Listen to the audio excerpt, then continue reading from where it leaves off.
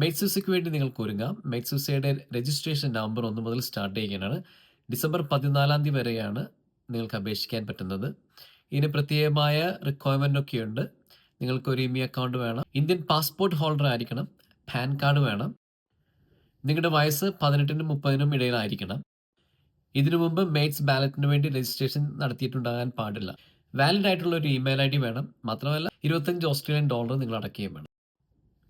ഇന്ത്യയിൽ തിരഞ്ഞെടുക്കപ്പെട്ട 100 educational ഇൻസ്റ്റിറ്റ്യൂഷൻസിൽ specialised field പഠിച്ചവർക്ക് മാത്രമേ അത് ചെയ്യാൻ പറ്റുള്ളൂ. ആ സ്പെഷ്യലൈസ്ഡ് ഫീൽഡ് എന്തൊക്കെയാണെന്നാണ് ഞാൻ താഴെ പറയുന്നത്.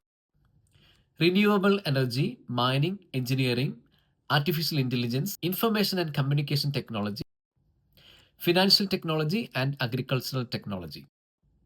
ഇതൊരു ബാലറ്റ് സിസ്റ്റമാണ്. ലക്കി ആയിട്ടുള്ളവർക്ക് കിട്ടും. കിട്ടിക്കഴിഞ്ഞാൽ നിങ്ങൾക്ക് വിസയ്ക്ക് അപേക്ഷിക്കാം. അപേക്ഷിച്ച ശേഷം ഓസ്ട്രേലിയ വരാം. 2 വർഷം വരെ നിൽക്കാം. നിങ്ങൾക്ക് എന്ത് ജോലിയും ചെയ്യാം. മാത്രമല്ല നിങ്ങൾക്ക് PR സാധ്യതകളുണ്ടെങ്കിൽ അത് ഉപയോഗിക്കുകയും ചെയ്യാം.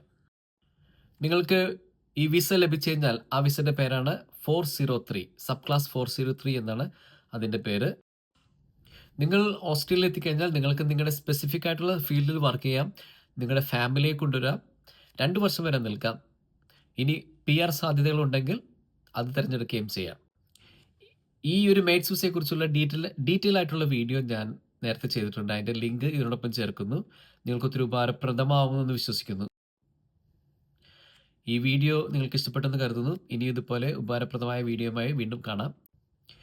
Thank you for watching. ഞാൻ ഗ്ലാഡ്വിൻ, രജിസ്റ്റേർഡ് മൈഗ്രേഷൻ ഏജന്റാണ്, മലയാളികളുടെ സ്വന്തം മൈഗ്രേഷൻ ഏജന്റ്.